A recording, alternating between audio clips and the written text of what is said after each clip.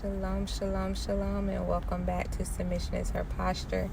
I wanted to come today and to speak on the word willingness concerning submission.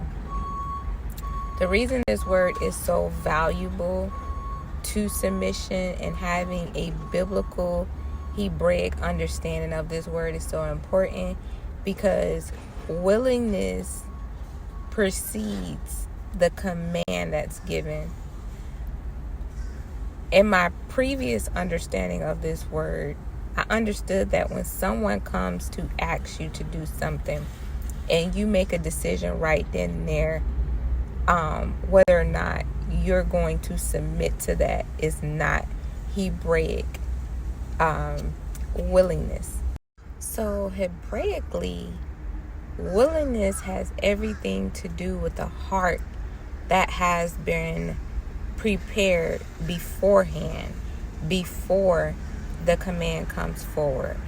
So this is why this understanding is important to the word submission, or the action behavior of submission, because in submission, what is happening is one is submitting under a delegated authority in order to fulfill the purpose of that delegated authority.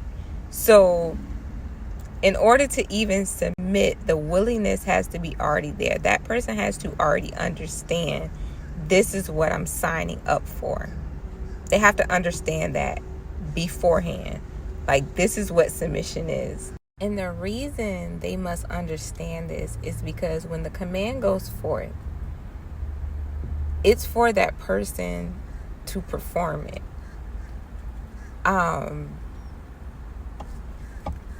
A husband gives a command because he understands that when this command goes forth, the reason for it going forth is to be fulfilled. So when he gives a command, his expectation is that his Isha is going to fulfill the command, or if the command is going forth to his Yeladim, he has the understanding and the expectation that they're going to fulfill it. Now, when the command goes forth and it is not fulfilled, and he examines that it's not because the person didn't understand the command, but it's because they just wanted to be disobedient, now he can judge this case properly. He's able to give a judgment or a rebuke or a correction based upon that person's heart. So he's not just coming down on them just for the heck of it, but he understands and he's examined that this person does not have a willingness. And see, in our English construct today, we have this understanding of right now. Everything is right now. But Hebraically, everything starts with a source. And so willingness happens prior to the command going forth. And we even see this in our relationship with the Most High Yah. So before we say, and this is how it should be according to scripture, before we say yes to the Most High Yah, we have the ability to read the covenant in which he has made with us.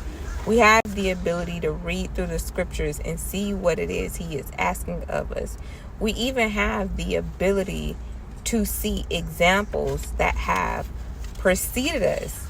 So we're not going under the delegated authority of Yahushua HaMashiach to serve Yahuwah based on a fairy tale that has not yet been written, or based on this imaginary love story that we get to create along the way.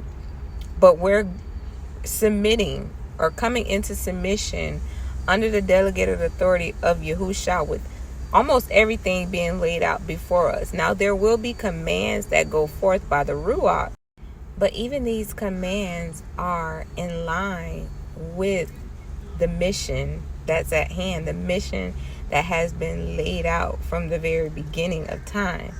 And so when we think about willingness Hebraically, if we're not functioning in a heart that has been prepared for when the command goes forward to fulfill it, then it's not that willingness is out of order. It's us that's out of order. And we have to get to a point, and this is something that I learned through this study, that I have to constantly examine my heart and to know and to judge whether or not it is in alignment with the mission of Yahuwah. Because when Yahuwah gives out a command, it should be yes, and I mean every time, because Yahusha is the delegated authority. And when we get these commands from Yahuwah, we should be ready to perform it. We should already know what his mission is. We should already know what he's requiring of us. We should already be in alignment with it. The only reason we would not fulfill something that Yahuwah is commanding us to do, either by way of what's written or by way of the Ruach Kodesh, is because there's a defect in the heart. Somewhere along the journey, let's say if you started out with that prepared heart, your heart was ready to receive the command, which is the word of Yahuwah, but somewhere along the way you were distracted or you gave in to some temptation. And we have to go back to that place of getting our heart together, getting our heart prepared again to receive. Because once you enter into covenant with Yahuwah, who is righteous and there is no error in him, there is nothing that we should not be able to do. And this even transfer over to a husband.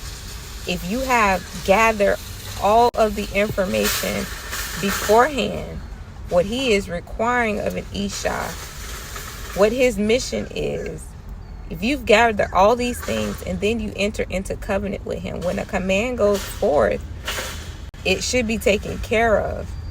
And when it's not taken care of, it's not the command always. Now, I'm not speaking for these crazy examples that people have. I'm speaking about righteousness. Righteous men and women who are in covenant. So when the Ish gives a command, it should be fulfilled by the Isha and the Yeladim, because you already have an understanding of what your role is and your responsibilities are.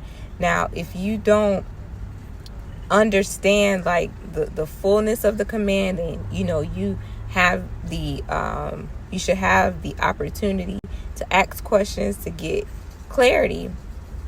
But other than that, the willingness factor should be intact. It should not be when the command goes forth, let me decide if I want to do it, if I feel like doing it. Is that's not willingness.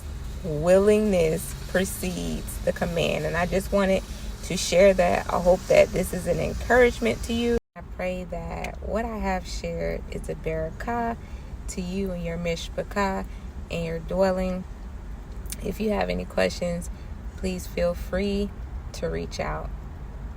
Shalom, shalom.